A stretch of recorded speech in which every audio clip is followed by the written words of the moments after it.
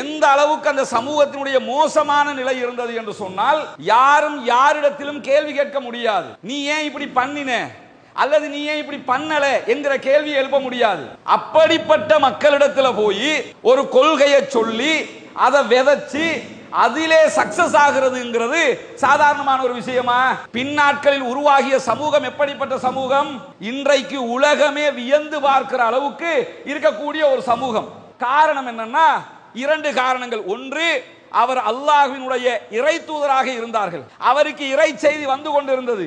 அந்த செய்தியை கொண்டு அந்த மக்களை வலுப்படுத்தினார்கள். அந்த மக்களை வழிக்கு அழைத்து கொண்டு வந்தார்கள். அதனால் தான் இன்றைக்கும் முகமது நபி ஸல்லல்லாஹு அலைஹி வஸல்லம் அவர்களுடைய கொள்கை, கோட்பாடு, செயல்பாடுகளை உலகமே ஆச்சரியத்தோடு பார்த்து கொண்டிருக்கிறது. நான் சிறுவனாக இருக்கும் போது அன்றாடம் ஆடு மேய்த்திருக்கிறேன். சஹாபாக்களை ஆச்சரியப்பட்டு, அல்லாஹ்வுடைய தூதர் அவர்களே, நபிமார்கள் ஆடு மேய்த்திருக்கிறார்களா என்று கேட்கும் போது, நானே ஆடு மேய்ச்சிருக்கிறேன்பா அப்படிங்கிறாங்க. தான் ஒரு ஆடு மேய்த்தவர் என்பதை வெளிப்படையாக பேசுகிறார்கள் அன்னலம் பெருமானார் ஸல்லல்லாஹு அலைஹி வஸல்லம் அவர்கள். மைக்கேல் ஹெச் ஹார்ட் என்கிற ஒரு கிறிஸ்தவ நபர் என்ன பண்றாருன்னா, ஒரு புத்தகத்தை தொகுக்கிறார். தி 100 பேருடைய வரலாறு. அந்த புத்தகத்தில் முதன்மை நபராக இயேசு கிறிஸ்துவை அவர் கொண்டு வரவில்லை. ஜீசஸ் அவங்க நம்புகிற ஈசா நபியை முதலாளாக அவர் கொண்டு வரல. முதலாளாக யாரை கொண்டு வந்து சேர்க்கிறார் என்று சொன்னா, முகமது நபி ஸல்லல்லாஹு அலைஹி வஸல்லம் அவர்களை கொண்டு வந்து சேர்க்கிறார். காரணம் என்னன்னா, நான் தேடியதில், நான் படித்ததில், நான் பார்த்ததில் இவரை போன்ற ஒரு புரட்சி செய்தவர் யாரும் இல்லை. இந்த உலகம் அவர்களுக்கும் மறுமை நமக்கும் என்பது உங்களுக்கு தெரியாதா? இதுக்கு போய் எதுக்குப்பா பாடுபடணும்? இருக்கிறத கொண்டு வாழ்ந்துட்டு போயிடுவோம். நான் ஜனாதிபதி தான், அதுக்காக மாட மாளிகைகளுக்கு அப்படி அப்படி கோபுரங்கள் எல்லாம் கட்டிக்கிட்டு தான் இருக்கணுமா? அதெல்லாம் தேவையில்லை. இந்த உலகம் அவர்களுக்கு, மறுமை தான் நமக்கு. மறுமையில இதைவிட சிறப்பானதெல்லாம் நமக்கு கிடைக்கும் இல்லையா அப்படின்னு சொல்லி உமர் இப்னு கத்தாப் ரலியல்லாஹு அன்ஹு அவர்களுக்கு நபிகள் நாயகம் ஸல்லல்லாஹு அலைஹி வஸல்லம் அவர்கள் பதிலை சொல்கிறார்கள். எந்த தலைவராவது உலகத்தில் இப்படி இருந்ததை நீங்கள் பார்த்திருக்கிறீர்களா? சொல்லுவாங்க, அப்படி இருந்தார் இப்படி இருந்தாருன்னு. இந்த கைது நடவடிக்கைகளை பார்க்கும் போதே தெரியல, தியாகியா பேசப்பட்ட நீமா பார்க்கிற அளவுக்கு நடக்குதா இல்லையா? எல்லா நாடுகளிலும் பெரிய தியாகியா இருந்திருப்பாங்க. ஆனா பார்த்தா பொது சொத்து, அந்த சொத்து, இந்த சொத்து 1008 இருக்கும். ஆனா அல்லாஹ்வுடைய தூதர் ஸல்லல்லாஹு அலைஹி வஸல்லம் மேலே இப்படி ஒரு அலிகேஷன் கூட கிடையாது. அதுதான் மாமனிதர் ரசூலுல்லாஹி ஸல்லல்லாஹு அலைஹி வஸல்லம் அவர்கள். இன்னும் சொல்ல போனால், ஒரு கருப்பனை விட வெள்ளையனுக்கு எந்த சிறப்பும் இல்லை, ஒரு அரபியனை விட அஜமியனுக்கு எந்த சிறப்பும் இல்லை, ஒரு அஜமியனை விட ஒரு அரபியனுக்கு எந்த சிறப்பும் இல்லை, ஒரு வெள்ளையனை விட ஒரு கருப்பனுக்கு எந்த சிறப்பும் இல்லை. யாரை விடவும் யாருக்கும் எந்த சிறப்பும் இல்லை. தக்வாவுல மட்டும்தான் சிறப்பு இருக்குது. அல்லாஹ்க்கு தான் தெரியும் அது நீங்க நல்லவனா கெட்டவனா, நீங்க சூப்பரா சூப்பர் இல்லையாங்கிறது. இதை கற்றுக் கொடுத்த பாடத்தினால மால்கம் எக்ஸ் அவர்கள் மாலை மாலையா கண்ணீர் விட்டு அழுகிறார். ஏன் இதை சொல்ல வர்றேன்னா,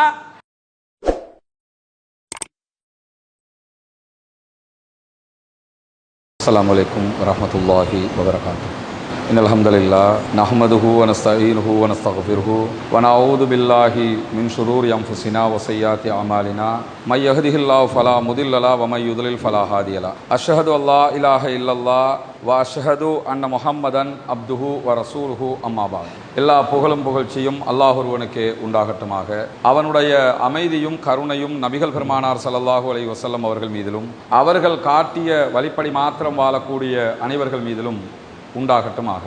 பேரன்புமிக்க எல்லாம் வல்ல அல்லாஹ்வினுடைய நல்லடியார்களே, நாம் வாழுகிற இந்த காலகட்டத்திலே, நாம் வாழுகிற இந்த பூவுலகிலே ஒவ்வொரு மனிதர்களும் அவர்கள் விரும்புகிற, அவர்கள் ஏற்றுக்கொண்டிருக்கக்கூடிய சில கொள்கைகளை, கோட்பாடுகளை பின்பற்றக்கூடியவர்களாக அவர்களை நாம் காணுகிறோம். இஸ்லாமியர்களாக இருக்கக்கூடிய நாம் திருமறை குர்ஆனையும் நபிகள் நாயகம் ஸல்லல்லாஹு அலைஹி வஸல்லம் அவர்களுடைய வாழ்க்கை வழிமுறைகளையும் ஏற்றுக்கொண்டு அதன்படி வாழ எத்தனிக்கிற அதே நேரம், இஸ்லாமியர்கள் அல்லாத சகோதரர்கள் அவர்கள் ஏற்றுக்கொண்டிருக்கக்கூடிய சித்தாந்தங்கள் பிரகாரம், கொள்கை கோட்பாடுகள் பிரகாரம் அவர்களுடைய வாழ்க்கைகளை அமைத்துக் கொள்ளுகிற முறைகளையும் இந்த உலகத்திலே நாம் பார்த்து வருகிறோம். இப்படியான ஒரு சூழலில் நாம் ஏற்றுக்கொண்டிருக்கக்கூடிய புனிதமிக்க இஸ்லாமிய மார்க்கத்தினுடைய இறுதி இறை தூதராக, இந்த உலக மக்கள் அத்தனை பேருக்கும் உரிய வழிகாட்டியாக அனுப்பப்பட்ட நபிகள் நாயகம் ஸல்லல்லாஹு அலைஹி வஸல்லம் அவர்கள் இந்த உலகத்திலே வாழுகிற காலகட்டத்திலே, இந்த உலகத்தில் பிறக்கக்கூடிய அத்தனை பேருக்கும் உரிய ஒரு வழிகாட்டியாக திருமறை குர்ஆனை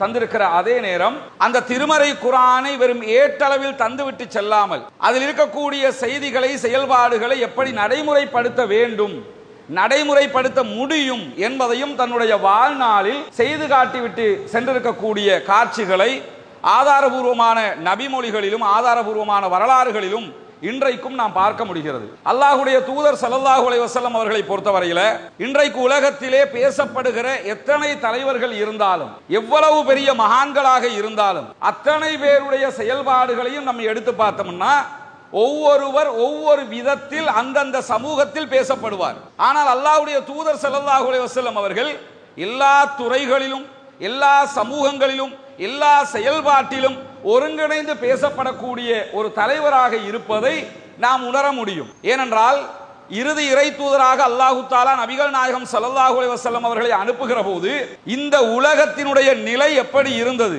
அதிலும் குறிப்பாக அல்லாஹ்வுடைய தூதர் ஸல்லல்லாஹு அலைஹி வஸல்லம் அவர்கள் அனுப்பப்பட்ட சமூகம் எப்படி இருந்தது என்று சொன்னால், இன்னைக்கு இருக்கிற மக்கா மாதிரி அன்னைக்கு இருக்கிற மக்கா இருக்கல. இன்னைக்கு இருக்கிற மக்காவில் இருக்கக்கூடிய மக்களை போன்றவர்களாக அன்றைக்கு இருந்த மக்காவாசிகள் இருக்கவில்லை. இன்னும் சொல்ல போனால் இன்றைக்கு உலகத்தில் எந்த நாட்டில் ஆக கேடுகட்டவர்கள் அல்லது ஆக மோசமானவர்கள், ரொம்ப பொல்லாதவர்கள் என்று ஒரு சமூகம் இருப்பதாக நம்ம நினைப்போமோ, அந்த சமூகத்தை விட பல நூறு மடங்கு டேஞ்சரான, பல நூறு மடங்கு ஆபத்தான, பல நூறு மடங்கு முட்டாள்தனமான ஒரு சமூகத்துக்கு தான் நபிகள் நாயகம் ஸல்லல்லாஹு அலைஹி வஸல்லம் அவர்கள் தூதராக அனுப்பப்படுகிறார்கள். அரபுகளுக்கு மத்தியிலே அனுப்பப்படுகிறார்கள். எந்த அளவுக்கு அந்த சமூகத்தினுடைய மோசமான நிலை இருந்தது என்று சொன்னால், யாரும் யாரிடத்திலும் கேள்வி கேட்க முடியாது. நீ ஏன் இப்படி பண்ணின அல்லது நீ ஏன் இப்படி பண்ணல என்கிற கேள்வி எழுப்ப முடியாது. இன்னும் சொல்ல போனால் ஒரு எழுத்துருவாக்கம் செய்யப்பட்ட அரசாங்கம் கூட அங்க கிடையாது. அத்தனை பேரும் குடிகாரர்கள் என்றால் குடிகாரர்கள் தான், விபச்சாரம் என்றால் விபச்சாரம் தான், குற்றம் என்றால் குற்றம் தான். அங்க இது சரி இது பிழை என்கிற கண்ணோட்டமே கிடையாது. நீ நல்லவன் நான் கெட்டவன் வேறுபாடே கிடையாது. அத்தனை பேருமே ஒரே மாதிரி ஆட்களாகத்தான் 99% மக்கள் இருந்தார்கள். அப்படிப்பட்ட மக்களிடத்துல போய் ஒரு கொள்கையை சொல்லி அதை விதைச்சு அதிலே சக்சஸ் ஆகிறதுங்கிறது சாதாரணமான ஒரு விஷயமா? அங்க யோசிக்கிறதுக்குரிய இடமே கிடையாது. அத்தனை பேருமே மூடர்களாக, மடையர்களாக, மட்டிகளாக, செயல்படுத்த முடியாதவர்களாக, திருத்த முடியாதவர்களாக இருந்த ஒரு காலகட்டம். அந்த சமூகத்திற்கு தான் அல்லாஹ்வுடைய தூதர் ஸல்லல்லாஹு அலைஹி வஸல்லம் அவர்கள் இறை தூதராக அனுப்பப்படுகிறார்கள். அனுப்பப்பட்டு அவங்க கிட்ட போய் ஏகத்துவ கொள்கை விதைக்கப்பட்டு, அவர்களிடத்தில் ஒழுக்க விழுமியங்கள் விதைக்கப்பட்டு, அவர்களிடத்தில் கௌரவம் என்றால் என்னவென்று சொல்லிக் கொடுக்கப்பட்டு, பின்னாட்களில் உருவாகிய சமூகம் எப்படிப்பட்ட சமூகம்? இன்றைக்கு உலகமே வியந்து பார்க்கிற அளவுக்கு இருக்கக்கூடிய ஒரு சமூகம்.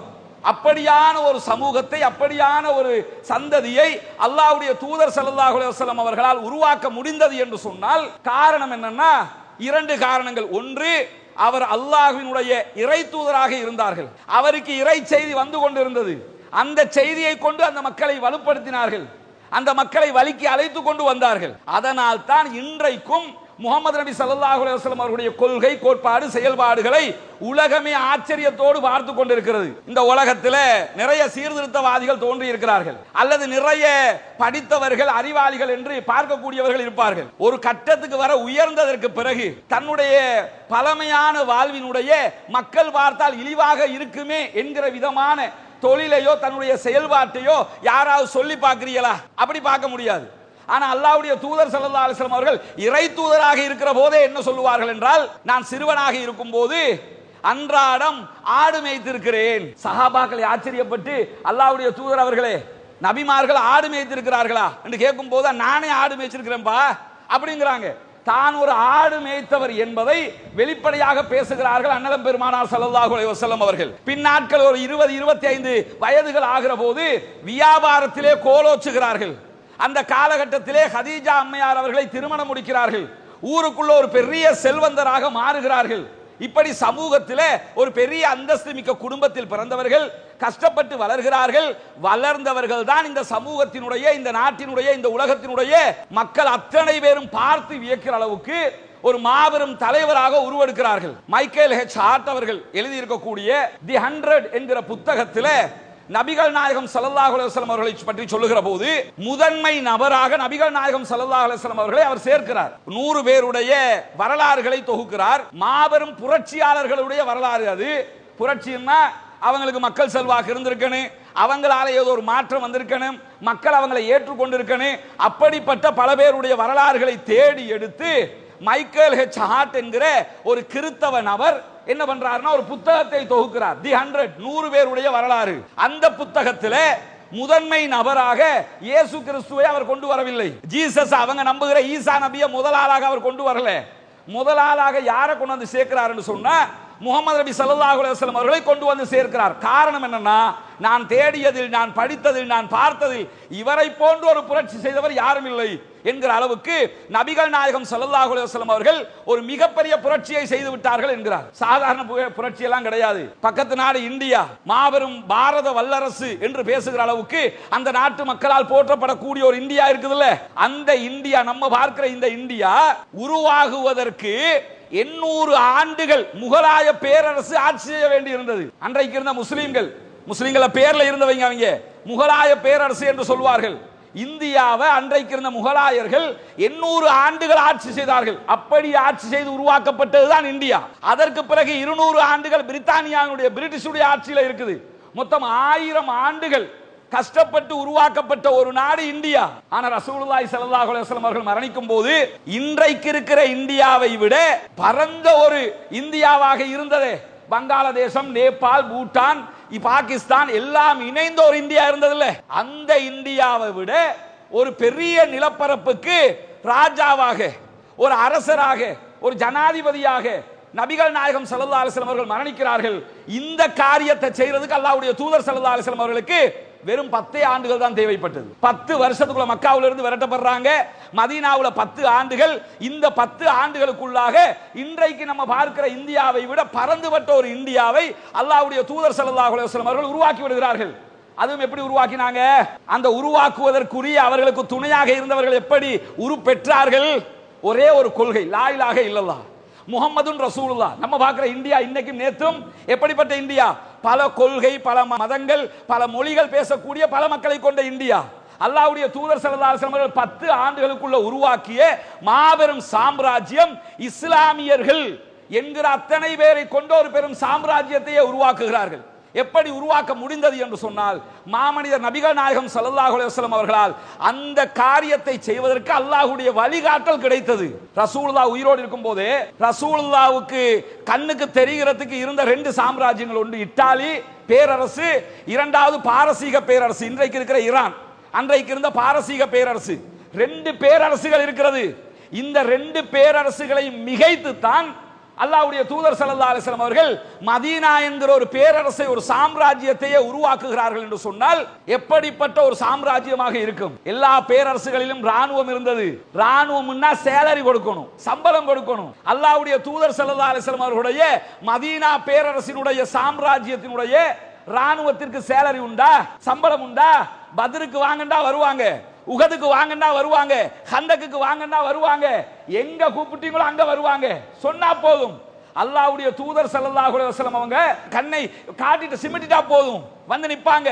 சேலரி இல்லாம, சம்பளம் எடுக்காமல் செயல்பட்ட ஒரு சாம்ராஜ்யத்தின் ராணுவமாக ஒரு ராணுவத்தை அல்லாஹ்வுடைய தூதர் ஸல்லல்லாஹு அலைஹி வஸல்லம் அவர்கள் உருவாக்கினார்கள். அச்சு அசலாக தான் சொல்வதையே கேட்கக்கூடிய ஒரு மிகப்பெரிய சாம்ராஜ்யத்தின் தோழர்களை உருவாக்கினார்கள். அதை தாண்டி கேள்வியே கேட்க தேவையில்லை என்கிற அளவுக்கு உண்டான ஒரு இடத்துல அல்லாஹ்வுடைய தூதர் ஸல்லல்லாஹு அலைஹி வஸல்லம் இருக்கிறாங்க. ஆனா கேள்வி கேட்க முடியும். நான் மன்னர் தான், ஆனா நீங்க என்கிட்ட கேள்வி கேட்கலாம். நான் ஆட்சியாளர் தான், என் சட்டக்காலரை பிடிச்சு கேட்கலாம். எப்படிப்பட்ட ஒரு ஆட்சி, எப்படிப்பட்ட ஒரு சமூகத்தை அவர்கள் கட்டமைத்திருக்கிறார்கள். ஆனால் இந்த தூதருடைய தன்னிலையான வாழ்க்கை எப்படி இருந்தது? அன்னை ஆயிஷா சித்திகா ரலியல்லாஹு அன்ஹா அவர்கள் சொல்கிறார்கள், நாங்கள் ஒரு பிறை பார்ப்போம், மறுபிறை பார்ப்போம், மறுபிறை பார்ப்போம், ஆனால் எங்கள் வீடுகளில் அடுப்பெரியாது. ஒரு பிறை மறுபிறைன்னா கிட்டத்தட்ட 2 மாசம், 3 பிறை பார்ப்போம், எங்க வீடுகள்ல அடுப்பெரியாது. உடனே சஹாபாக்கள் கேட்கிறார்கள், தாயே அப்ப என்னதான் சாப்பிடுவீங்க? அஸ்வதானி, 2 கருப்புகளை சாப்பிடுவோம். 2 கருப்புன்னா பேர்ச்சம்பளம் தான் கருப்பு. அரபுல பேர்ச்சம்பளத்தையும் தண்ணியும் சேர்த்து அஸ்வதானின்றுவாங்க. கமரைனியும் பாங்க. கமரை 2 சந்திரன்னா சந்திரன் சூரியனை சேர்த்து சொல்றது, 2ஐயும் சேர்த்து. அது மாதிரி அஸ்வதானி, 2 கருப்புகளை சாப்பிடுவோம். எங்க உணவாக எது இருந்ததுன்னா பேர்ச்சம்பளமும் தண்ணீரும். யாருடைய உணவு இது? உலகத்தின் மாபெரும் சாம்ராஜ்யத்தின் தலைவர். அவருடைய வீட்டினுடைய நிலை என்ன? கண்ணை கொஞ்சம் சிமிட்டி விட்டால் அத்தனை சொத்துக்களையும் கொண்டு வந்து தருவதற்கு ஆள் இருக்கிறது. ஆனால் பொது சொத்தில் கை வைக்கவில்லை, பொது சொத்தை அனுபவிக்கவில்லை, எந்த ஒன்றையும் எடுக்கவில்லை. தன்னுடைய வீட்டிலே 3 மாதங்கள் அடுப்பெரியவில்லை என்கிற செய்தியே சஹீஹுல் புகாரில பார்க்கிறோம். போற்றத்தக்க தூதரா இல்லையா? புகழத்தக்க தலைவரா இல்லையா? மறுக்க முடியாத ஒரு சாம்ராஜ்யத்தை உருவாக்கிய ஒரு மாபெரும் மாமனிதனா இல்லையா?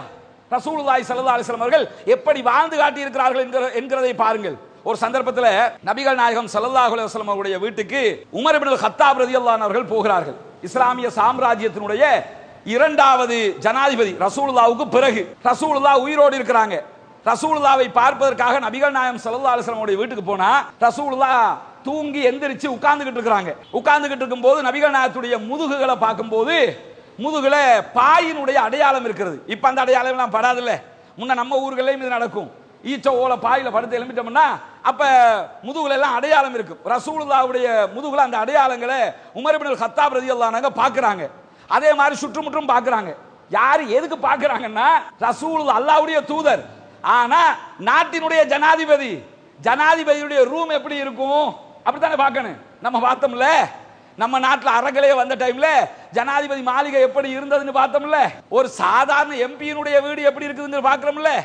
சாதாரண ஒரு கவுன்சிலருடைய அல்லது ஒரு சாதாரண அரச பதவியில் இருக்கிறவனுடைய வீடு எப்படி இருக்குதுன்னு பார்க்கிறோம்ல.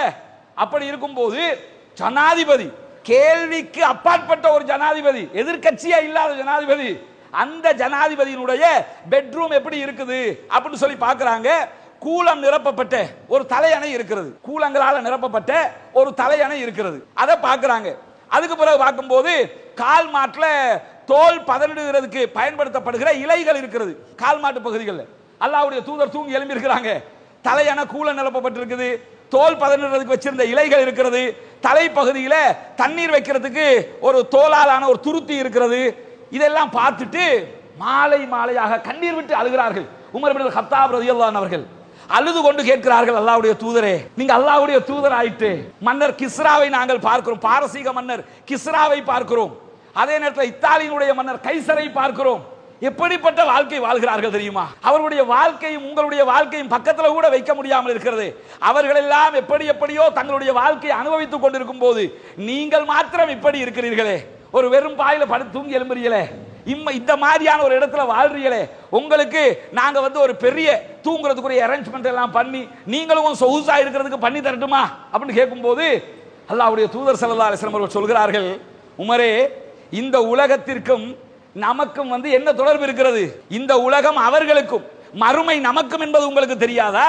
இதுக்கு போய் எதுக்குப்பா பாடுபடணும்? இருக்கிறத கொண்டு வாழ்ந்துட்டு போயிடுவோம். நான் ஜனாதிபதி தான், அதுக்காக மாட மாளிகைகளுக்கு அப்படி அப்படி கோபுரங்கள் எல்லாம் கட்டிக்கிட்டு தான் இருக்கணுமா?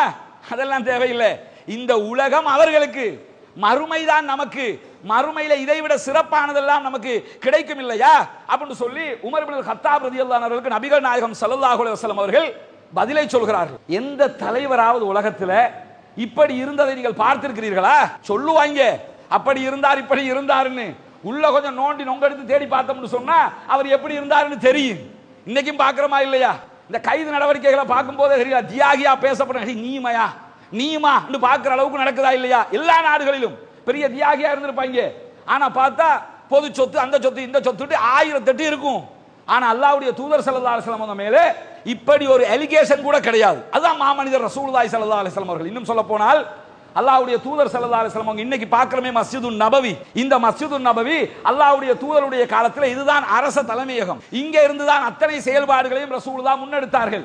இந்த கட்டிடத்துக்குள்ளதான் ஈவன் சிறைச்சாலை உட்பட சுமாமத் இப்னு உஸால் ரலியல்லாஹு அன்ஹு அவர்களே ரசூலுல்லாஹி ஸல்லல்லாஹு அலைஹி வஸல்லம் அவர்கள் இங்கே தான் கொண்டு வந்து கட்டி வைப்பார்கள். அந்த மஸ்ஜிதுன் நபவி கட்டிடம் என்பது அல்லாஹ்வுடைய தூதர் ஸல்லல்லாஹு அலைஹி வஸல்லம் மக்காவிலிருந்து மதீனாவுக்கு துரத்தப்படுகிறார்கள். மதீனாவுக்கு வருகிறார்கள். மதீனாவில் ஒரு தலைமையகம் அமைக்கப்பட வேண்டும். மதீனாவில் தனக்கென்ற ஒரு இடம் அமைக்கப்பட வேண்டும்.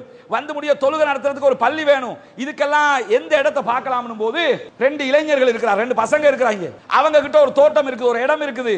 அந்த இடத்தை அவங்க ஃப்ரீயா தர்றதுக்கு ரெடியா இருக்கிறாங்க. அல்லாஹ்வுடைய தூதர் ஸல்லல்லாஹு அலைஹி வஸல்லம் அவங்க ஃப்ரீயா எல்லாம் எடுக்கல. ஃப்ரீயா தந்து எடுக்கலாம், பள்ளி வாசலுக்கு ஒரு காணியை தர்றோம் எடுத்துட்டு போயிடலாம்ல. அல்லாஹ்வுடைய தூதர் ஸல்லல்லாஹு அலைஹி வஸல்லம் என்ன பண்றாங்கன்னு கேட்டா, அந்த 2 பேரும் இலவசமாக தருவதற்கு தயாராக இருந்தும் அவர்களிடம் வற்புறுத்தி நீங்க ஃப்ரீயா தரக்கூடாது, இந்தா வச்சுக்க பணத்தை சொல்லி பணம் கொடுத்து இடத்தை வாங்குகிறார்கள். உலக வரலாற்றில் ஒரு தலைமையகம், அரச தலைமையகம் அரசாங்கத்தினுடைய தலைவராலேயே சொந்த பணத்தில் வாங்கப்பட்டது என்று சொன்னால் அது மதீனாவிலே இருக்கக்கூடிய மஸ்ஜிதுன் நபவி மாத்திரம்தான். உலகத்தில் எதையும் நீங்க பார்க்க முடியாது, எந்த கட்டடத்தையும் பார்க்க முடியாது. ஜனாதிபதி வாங்கினாரு, அது ஜனாதிபதியுடைய சொத்து. அவர் தான் வாங்கி இதை பண்ணாரு அப்படின்னு சொல்லி எங்கே நீங்க பார்க்க முடியாது. அல்லாஹ்வுடைய தூதர் ஸல்லல்லாஹு அலைஹி வஸல்லம் உடைய தலைமையகத்தை நீங்கள் பார்க்க முடியும். சுமாமத் இப்னு உஸால் ரலியல்லாஹு அன்ஹு அவர்கள் கைது செய்யப்பட்டு மஸ்ஜித் நபவிக்கு அழைத்து வரப்பட்டு கட்டி வைக்கப்படுகிறார்கள். அவர் ஒரு சமூகத்தினுடைய தலைவர் சுமாமா அவர்கள். அத ரசூலுல்லாஹ்வுடைய ஒரு சின்ன படை போய் அரெஸ்ட் பண்ணிட்டு வந்துட்டாங்க. ஒரு இன்சிடென்ட்ல அரெஸ்ட் ஆகி வந்துட்டாரு. பள்ளி வாசலுக்குள்ள கட்டி வச்சிருக்காங்க. சஹீஹுல் புகார்ல வரக்கூடிய சம்பவம். அல்லாஹ்வுடைய தூதர் ஸல்லல்லாஹு அலைஹி வஸல்லம் அவர்கள் தொழுகையை முடித்து விட்டு போய் பேசுவாங்க. என்னப்பா சுமாமாவே இஸ்லாத்துக்கு வர்றீங்களா அப்படின்னு கேட்பாங்க. கேட்கும் போது அதெல்லாம் முடியாதுன்றவாரு. சுமாமத் இப்னு உஸால் ரலியல்லாஹு அன்ஹு அவர்களே சொல்கிறார்கள், இந்த உலகத்திலேயே எனக்கு மிகவும் வெறுப்பான ஒரு முகம் இருக்கும் என்றால், எனக்கு பிடிக்காத ஒரு மனிதர் இருப்பார் என்றால் அது இந்த முகமது தான். முகமது நபியோட ஃபேஸை கண்டாலே எனக்கு பிடிக்காது, அவ்வளவு வெறுப்பு அவரோட. உலகத்திலேயே எனக்கு பிடிக்காத ஒரு ஊர் இருக்கும் என்றால் அதுவும் இந்த மதீனா தான். அதுக்கு போய் என்ன கூட்டு வந்து அவரோட பள்ளிக்குள்ளே என்ன கட்டி போட்டு வச்சிருக்காங்களே, வெறுப்பு தட்டி போய் கிடக்கிறாரு. ஒவ்வொரு நாள் தொழுகையை முடிச்சுட்டு போய் பேசுறாங்க, என்னப்பா இஸ்லாத்துக்கு வந்துடுறீங்களா, முடியாதுங்கிறாரு. அடுத்த நாள் கேட்கறாங்க, முடியாதுங்கிறாரு. 4 வாட்டி 3 வாட்டி கேட்டு பாக்குறாங்க, முடியாது. உடனே என்ன சொல்றாங்கன்னா, அவரை ரிலீஸ் பண்ணிருங்க. ஏன்னா அவர் ஒரு சமூகத்துடைய தலைவர் வேற, அவரை ரிலீஸ் பண்ணிருங்க. யாரையும் பலவந்தமாக இழுத்து பிடித்து இந்த இஸ்லாத்துக்குள் வைக்க வேண்டிய கடமை இஸ்லாத்துக்கு இல்லை. ஈவன் நம்மளா இருந்தாலும் உங்களுக்கு பிடிக்கலையா தாராளமா போங்க. நம்ம எல்லாம் இஸ்லாத்துல இருக்கிறதுனால அல்லாஹ்வுடைய கசானா அப்படியே உயர்ந்துற போகுதா? நம்ம அத்தனை பேருமே காபிரா போயிட்டோம், அல்லாஹ் நஷ்டவாளி ஆயிடுவானா, ஓட்டாண்டியா போயிடுவானா? நம்ம இருக்கிறதுனால அல்லாஹ்வுக்கு லாபமும் இல்லை, நம்ம இல்லாம போறதுனால அல்லாஹ்வுடைய கசானாவுக்கு நஷ்டமும் இல்லை. இருந்தால் நமக்கு லாபம், இல்லாமல் போனால் நமக்கு நஷ்டம், அவ்வளவுதான். போய் கூப்பிட்டு பாக்குறாங்க, முடியாதுன்ட்டாரு. அப்ப நான் உங்க வேலையை நீங்க பாருங்க, அவர் அவுத்து விடுங்கிறாங்க. அவுத்து விட்டதுக்கு அப்புறம் வந்து கேட்கிறாரு, எனக்கு குளிக்கிறதுக்கு ஒரு இடம் காட்டுவீங்களா? ஆமா குளிக்கலாம், முன்னாடி பைருகா இருக்கிறது, போய் குளியுங்கிறாங்க.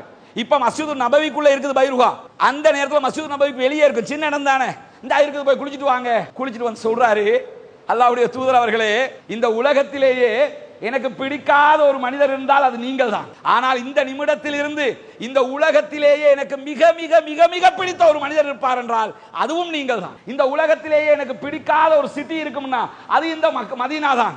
இந்த நிமிடத்தில் இருந்து இந்த உலகத்திலேயே எனக்கு மிக விருப்பமான ஒரு சிட்டி இருக்கும்னா அதுவும் இந்த மதீனா தான். நான் இஸ்லாத்திற்கு வருகிறேன். புனிதமிக்க இஸ்லாமிய மார்க்கத்தை ஏற்றுக்கொள்கிறார் சுமாமத் இப்னு உஸால் ரலியல்லாஹு அன்ஹு அவர்கள். அல்லாஹ்வுடைய தூதர் ஸல்லல்லாஹு அலைஹி வஸல்லம் அவர்கள் உருவாக்கிய சமூகம் கழுத்துல கத்தியை வச்சுக்கிட்டு வாடா இஸ்லாத்துக்கு கூப்பிடல.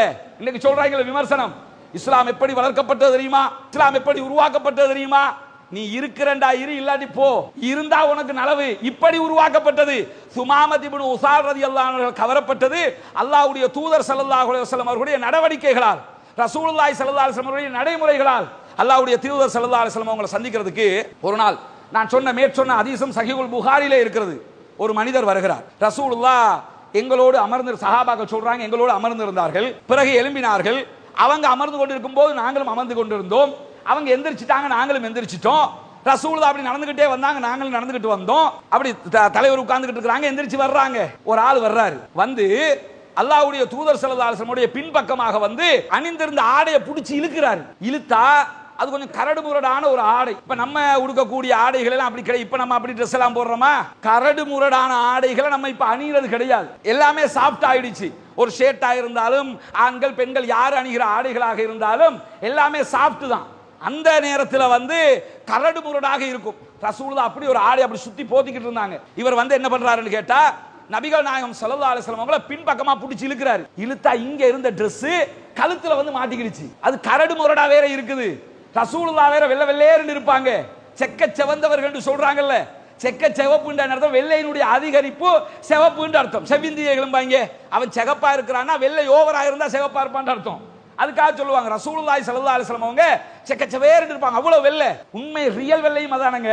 வெள்ளை வெள்ளைங்கிறமே இந்த யூரோப்பியன்ஸை பார்த்து போட்டு வெள்ளைங்கிறோம், அது வெள்ளையா? யூரோப்ல இருக்கிற மக்கள் இப்ப ஸ்ரீலங்காக்கு அங்கங்க டூர் வர்றாங்கல்ல, வந்து ஆம்பளை பொம்பளை எல்லாம் அரகுற ஆடையோட இந்த கடலோரத்தில் ஏன் தூங்கிட்டு இருக்காங்க தெரியுமா? அந்த வெள்ளையில ஒரு சொரிச்சல் இருக்கும்.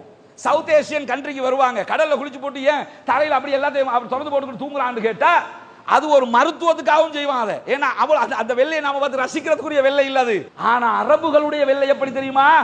இயற்கையான வெள்ளை. அதனால்தான் மாபெரும் புரட்சியாளனாக அமெரிக்காவிலே செயல்பட்ட புரட்சியாளன் மால்கம் எக்ஸ் அவர்கள் மக்கமா நகரத்திற்கு சவுதி அரேபியாவினுடைய அழைப்பின் பேரில் 1940களுக்கு பிற்பட்ட காலத்திலே மக்கமா நகரத்திற்கு செல்கிறார்.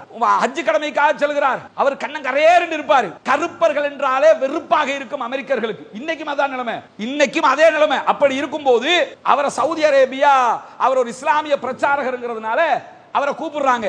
மால்கம் எக்ஸ் உயிரோடு இருக்கிற காலத்தில் அமெரிக்காவில் ஒரு போல் எடுக்கப்பட்டது, கருத்து கணிப்பு. அமெரிக்கர்களால் அதிகம் விரும்பப்படக்கூடிய பேச்சாளர் யார் என்று. அதுல இரண்டாவது இடம் மால்கம் எக்ஸுக்கு. அப்படிப்பட்ட ஒரு பேச்சாளராக இருந்தார். அந்த காலத்திலே கருப்பின மக்களுக்காகவும் போராடினார், இஸ்லாமிய பிரச்சாரத்தையும் மேற்கொண்டார். அப்படிப்பட்ட நிலையில அவர் போறார் சவுதி அரேபியாவுக்கு. போய் புனிதமிக்க காபாவுல தொழுகையில் அமர்ந்து விட்டு சுஜூதுல அழுகிறாரு அழுகிறாரு அழுகிறாரு, முடிவில்லாம அழுகிறாரு. மாலை மாலையாக கண்ணீர் வடிக்கிறார். கண்ணீர் வடித்து விட்டு தன்னுடைய சுயசரிதையில் எழுதுகிறார் மால்கம் எக்ஸ், என்னை அமெரிக்காவில் கருப்பன் என்றார்கள், என்னை வெறுத்து ஒதுக்கினார்கள், நாங்கள் மனிதர்கள் என்பதற்கே அமெரிக்காவில் போராட வேண்டி இருக்கிறது, இன்றைக்கும் போராட வேண்டி இருக்கிறது, இவ்வளவு கஷ்டப்பட்டு எங்களை மனிதர்களாக நிரூபிக்க வேண்டி இருந்தது. ஆனால் புனிதமிக்க காபாவுக்கு நான் வந்தேன், எனக்கு அருகிலே மன்னர் பரம்பரையை சேர்ந்தவர் ஒட்டி நின்று தொழுகை நடத்துகிறார், என்னை கட்டி அணைக்கிறார்கள், என்னை அணைத்துக் கொள்கிறார்கள், என்னோடு கை குலுக்குகிறார்கள், என்னோடு சரிக்கு சமனாக இருக்கிறார்கள், அவர்கள் அமருகிற சோபாவில் என்னை அமர வைக்கிறார்கள். என்னடா லைஃப் இது, என்னடா வாழ்க்கை இது, இப்படியான ஒரு மார்க்கத்தையா நான் பெற்றுக் கொண்டிருக்கிறேன். அது வரைக்கும் அவருக்கு தெரியாது அரபிகள் தங்களை மதிப்பார்கள் என்று. ஏன் மதித்தார்கள்? பிலாலை மதிக்க வேண்டும் என்று இஸ்லாம் கற்றுக் கொடுத்தது. மக்கமா நகரத்தை சேர்ந்த அன்றைய கால அரபிகள் பிலால் ரலியல்லாஹு அன்ஹு அவர்களை துரத்தினார்கள், அடித்தார்கள், விரட்டினார்கள், கருப்பர் என்பதற்காக ஒதுக்கினார்கள். அன்றைக்கு கற்றுக் கொடுத்த பாடம் என்ன? ஒரு கருப்பனை விட வெள்ளையனுக்கு எந்த சிறப்பும் இல்லை, ஒரு அரபியனை விட அஜமியனுக்கு எந்த சிறப்பும் இல்லை, ஒரு அஜமியனை விட ஒரு அரபியனுக்கு எந்த சிறப்பும் இல்லை, ஒரு வெள்ளையனை விட ஒரு கருப்பனுக்கு எந்த சிறப்பும் இல்லை, யாரை விடவும் யாருக்கும் எந்த சிறப்பும் இல்லை. தக்குவாவுல மட்டும்தான் சிறப்பு இருக்குது. அல்லாஹ்க்கு தான் தெரியும் அது, நீங்க நல்லவனா கெட்டவனா, நீங்க சூப்பரா சூப்பர் இல்லையாங்கிறது. இதை கற்றுக் கொடுத்த பாடத்தினால மால்கம் எக்ஸ் அவர்கள் மாலை மாலையா கண்ணீர் விட்டு அழுகிறார். ஏன் இதை சொல்ல வர்றேன்னா, அல்லாஹ்வுடைய தூதர் ஸல்லல்லாஹு அலைஹி வஸல்லம் உடைய கழுத்தை பிடிச்சி இருக்கும்போது வெள்ளையாக இருக்கிற உடம்பு செவந்திருது, அப்படியே அந்த அடையாளம் தெரியுது. அல்லாஹ்வுடைய தூதர் ஸல்லல்லாஹு அலைஹி வஸல்லம் இழுத்து பிடிச்சிக்கிட்டு வந்தவர் என்ன கேட்கிறார் தெரியுமா? முகமதே, வெளியில 2 ஒட்டகம் இருக்குது, ஒண்ணுல பேரிச்சம்பழத்தையும் ஒண்ணுல கோதுமையை மேத்தி அனுப்புங்க. இப்படி கேட்டிருந்தா கூட ஒரு கணக்கு தான். சேர்த்து என்ன கேட்கிறார் தெரியுமா? நாங்க உங்க சொத்துல இருந்து நான் கேட்கல, உங்க தகப்பனாருடைய சொத்துல இருந்து நான் கேட்கலங்கிறாரு. இத கொஞ்சம் நம்ம ஊர் பாஷையில சொன்னா எப்படி இருக்கும்? உங்க அப்பா வீட்டு சொத்தை கேட்டனா, உன் வீட்டு சொத்தை கேட்டனா, அதெல்லாம் கேட்கலப்பா, பள்ளி சொத்து தானே கேட்கறா அப்படின்னு கேட்டா எப்படி இருக்கும்? அப்ப நம்மளா இருந்தா சொல்லுவோம், எங்க அப்பா வீட்டு சொத்தை கேட்டா கூட சும்மா இருந்திருப்பேன், பள்ளி சொத்தையா கேட்கிற அப்படின்னு கேட்போமா இல்லையா? ரசூலுல்லாஹி ஸல்லல்லாஹு அலைஹி வஸல்லம் அவர்கள் சாதாரணமான ஒரு ஆள் இல்லைங்க, ஒரு சாம்ராஜ்யத்தின் இத்தாலிக்கு நிகரான, பாரசீகத்துக்கு நிகரான ஒரு சாம்ராஜ்யத்தின் ஜனாதிபதியை சட்டையை இழுத்து பிடிச்சுக்கிட்டு வெளியில 2 ஒட்டகம் இருக்குது, ஒண்ணுல கோதுமையும் ஒண்ணுல பேரிச்சம்பழத்தையும் ஏத்துங்கன்னு சொல்லி ஒரு ஆள் சொல்றாரு. இவ்வளவுக்கும் அந்த காலத்துல 2 ஒட்டகம் வச்சிருந்தாலே 2 பென்ஸ் கார் வச்ச மாதிரி. வந்தவர் யாரு? நம்ம என்ன யோசிப்போம், உங்ககிட்ட இல்லாம கேட்டா கூட பரவாயில்ல, ஆல்ரெடி 2 ஒட்டகம் வச்சிருக்கியப்பா, நீ ஊருக்குள்ள ஒரு பேசப்படுகிற பணக்காரன் தானே.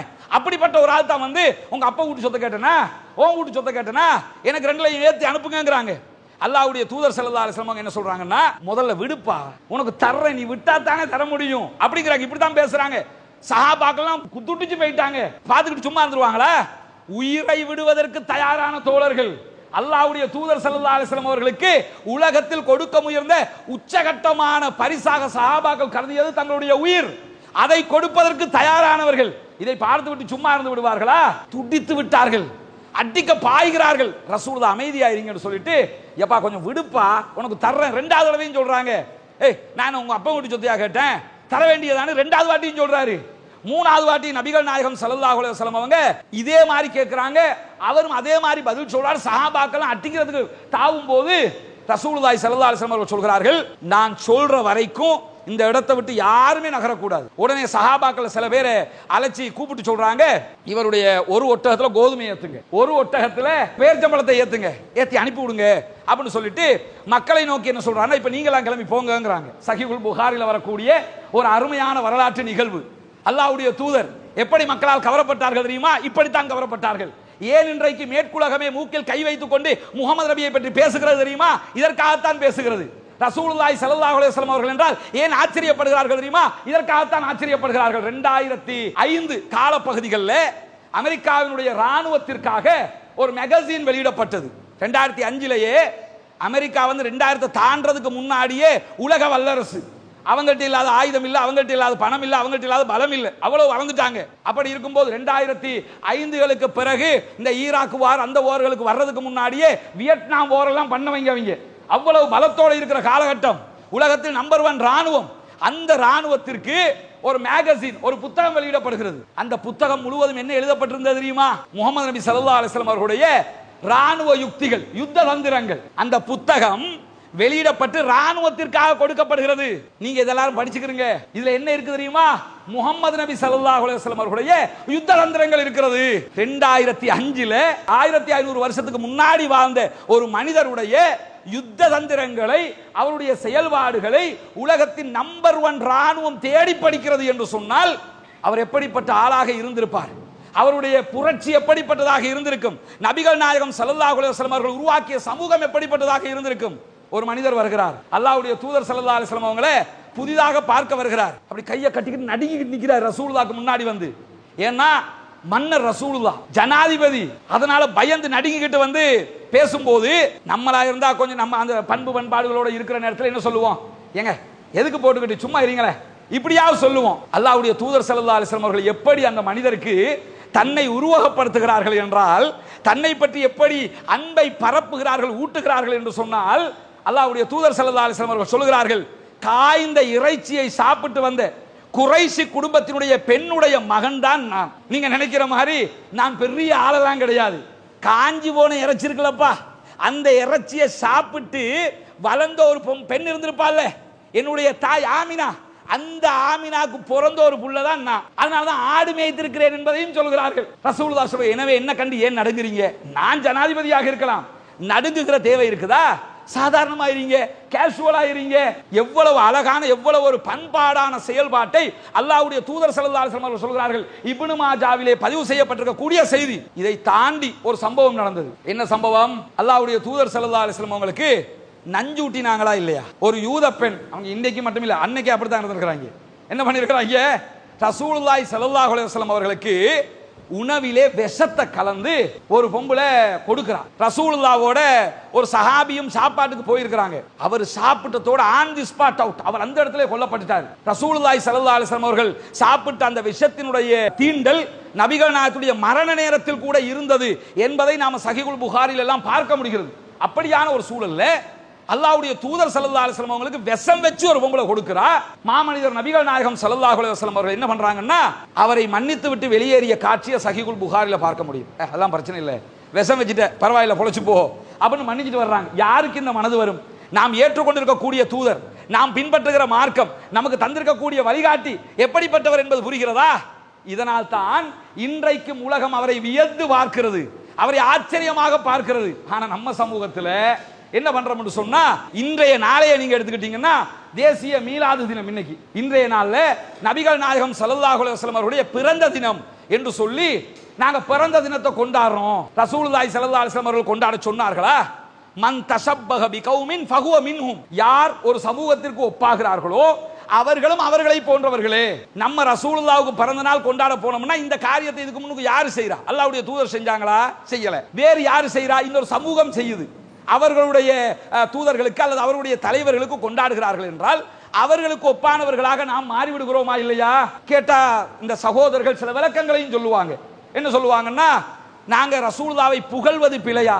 ரசூலுல்லாஹ்வை புகழ்வது பிழை அல்ல, எப்படி புகழ வேண்டும் என்பதை அல்லாஹ்வுடைய தூதர் ஸல்லல்லாஹு அலைஹி வஸல்லம் அவர்கள் கற்றுத்தந்தார்களே அந்த விதத்தில் தான் நாம் புகழ வேண்டும். ஏன்னா அல்லாஹ்வுடைய தூதர் ஸல்லல்லாஹு அலைஹி வஸல்லம் அவர்கள் சொன்னார்கள், கிறிஸ்தவ மக்கள் மரியமுடைய மகன் ஈசாவை கடவுள் நிலைக்கு உயர்த்தி புகழ்ந்தார்களே, அப்படி என்னை புகழ்ந்து விடாதீர்கள் அப்படின்னு சொல்லிட்டு தெளிவாக அல்லாஹ்வுடைய தூதர் ஸல்லல்லாஹு அலைஹி வஸல்லம் சொல்றாங்க, என்ன நீங்க புகழணும்னு நினைச்சீங்கன்னா எப்படி புகழணும் தெரியுமா? அல்லாஹ்வுடைய அடியார் என்று சொல்லுங்கள், அல்லாஹ்வுடைய தூதர் என்று சொல்லுங்கள். அல்லாஹ்வே நான் என்று சொல்லிடாதீங்க, நான் பாவத்தை மன்னிப்பேன் என்று சொல்லிடாங்க. என்னுடைய பாவத்தை அல்லாஹ் தானே மன்னிக்கணும். அல்லாஹ்வுடைய தூதர் அழகாக என்ன பண்றாங்கன்னு கேட்டா மிக தெளிவாக சொல்லக்கூடிய செய்தி சஹீஹுல் புகாரிலே இருக்கிறது. ரசூலுல்லாஹ்வை புகழ வேண்டுமா? அல்லாஹ்வுடைய தூதருடைய செய்திகளை அழகாக எடுத்து சொல்லுங்கள். ஊர் ஊராக பயான் பண்ணுங்க. மேற்கண்ட செய்தியை நம்ம சொன்ன அது மாதிரி புகார்ல ஏகப்பட்ட செய்திகள், அதையெல்லாம் எடுத்து சிங்களத்தில், தமிழ்ல, ஆங்கிலத்தில், உருதுல, மலையாளத்தில், தெலுங்குல என்ன மொழி தெரியுமோ அந்த மொழிகளில் எல்லாம் பரப்புங்கள். எங்களுடைய தூதர் எப்படிப்பட்டவர் தெரியுமா, அவருடைய எளிமை எப்படிப்பட்டது தெரியுமா, அவருடைய உண்மை எப்படிப்பட்டது தெரியுமா, அவருடைய நாணயம் எப்படிப்பட்டது தெரியுமா, அவருடைய நேர்மை எப்படிப்பட்டது தெரியுமா, அதை பரப்ப வேண்டும். அதை விடுத்துவிட்டு நாம ஒரு கிதாபை எடுத்து வச்சு அதுல இருக்கக்கூடிய சில கவிதைகளை படிப்பதால் அல்லாஹ்வுடைய தூதர் ஸல்லல்லாஹு அலைஹி வஸல்லம் அவர்களை புகழ்ந்ததாக மாறிவிடுமா? மௌலிது கிதாபுன்னு வச்சிருக்கிறாங்க. இன்னும் சொல்ல போனா அந்த கிதாபுலயே அதை எழுதினவர் யாருங்கிறதுலயே கன்ஃபியூஸ் இருக்கு. சுபஹான மௌலிதை நீங்க எடுத்துக்கிட்டீங்கன்னா, சுபஹான மௌலிதினுடைய ஆரம்பத்தில் எடுத்து பார்த்தீங்கன்னா இதை கல்வி கடல் கஸாலி ரஹிமஹுல்லாஹ் அவர்கள் எழுதி இருப்பார்கள் அப்படின்னு போட்டிருப்பாங்க. அதுக்கு பிறகு என்ன போடுவாங்கன்னா இத இமாமுல் ஹத்தீப் முகமது மதனி ரஹிமஹுல்லாஹ் அவர்கள் எழுதி இருக்கலாம். அந்த புத்தகத்தை யார் எழுதினாங்கிறதுலே கன்ஃபியூஸ் இருக்குது, யார் எழுதினாங்கிறதே தெரியல. அதை தாண்டி சுபஹான மௌலிது என்று சொல்லி பாடல் எழுதி வச்சிருக்கோம். அல்லாஹ் தஆலா திருமறை குர்ஆனிலே என்ன கற்றுத் தருகிறான்? அல்லாஹ்வுடைய தூதருக்கு நாங்கள் கவிதையை கற்றுக் கொடுக்கவில்லை, அது அவருக்கு தேவையும் இல்லை. எனவே அல்லாஹ்வுடைய தூதரை புகழ வேண்டும் என்றால் ஸலவாத்தை சொல்லணும். அல்லாஹ்வுடைய தூதர் ஸல்லல்லாஹு அலைஹி வஸல்லம் உடைய புகழ் இப்ப நம்ம பேசுற மாதிரி எவ்வளவோ விவகாரங்கள் இருக்கிறது, அதை பேச வேண்டும். இந்த சுபஹான மௌலிதை படிக்கிறதுனால அமெரிக்காக்காரனுக்கு ரசூலுல்லாஹ் புரிஞ்சிருமா? ஆஸ்திரேலியாக்காரனுக்கு முகமது நபியினுடைய வாழ்க்கை வரலாறு தெரிஞ்சிருமா? இங்க இருக்கிற பெரும்பான்மை மக்களுக்கு அவங்க எப்படிப்பட்டவங்கன்றது புரிஞ்சிருமா? புரியாது சகோதரர்களே. எனவே இதை வைத்துக் கொண்டு அல்லாஹ்வுடைய தூதர் ஸல்லல்லாஹு அலைஹி வஸல்லம் அவர்களை புகழ வேண்டும். அவரை தவிர இந்த உலகத்தில் நாம் யாரைத்தான் புகழப் போகிறோம்? எப்படி புகழ சொன்னார்களோ அப்படி புகழ வேண்டும். இப்படியான புகழ்ச்சி அல்லாஹ்வுடைய தூதர் ஸல்லல்லாஹு அலைஹி வஸல்லம் அவர்கள் எந்த இடத்திலும் நமக்கு கற்றுத்தரவில்லை. இணை வைக்கிற காரியங்களை அல்லாஹ்வுடைய தூதர் ஸல்லல்லாஹு அலைஹி வஸல்லம் அவர்கள் துடைத்து எறிந்திருக்கிறார்கள். இணை வைக்கிற வாசகங்களை கொண்ட இந்த பாடல்களை பாடுவதனூடாக நபிகள் நாயகத்தை புகழுகிறோம் என்கிற இடத்திற்கு செல்வதை தவிர்த்துவிட்டு ரசூலுல்லாஹி ஸல்லல்லாஹு அலைஹி வஸல்லம் அவர்களுடைய உண்மையான புகழ்ச்சியை, உண்மையான தத்துவங்களை, ரசூலுல்லாஹ் காட்டி தந்த வழிமுறைகளை இந்த உலகம் முழுவதும் பரப்புவோமாக, கொண்டு போய் சேர்ப்போமாக. வாஹிர் தஅவானா அல்ஹம்துலில்லாஹி ரப்பில் ஆலமீன்.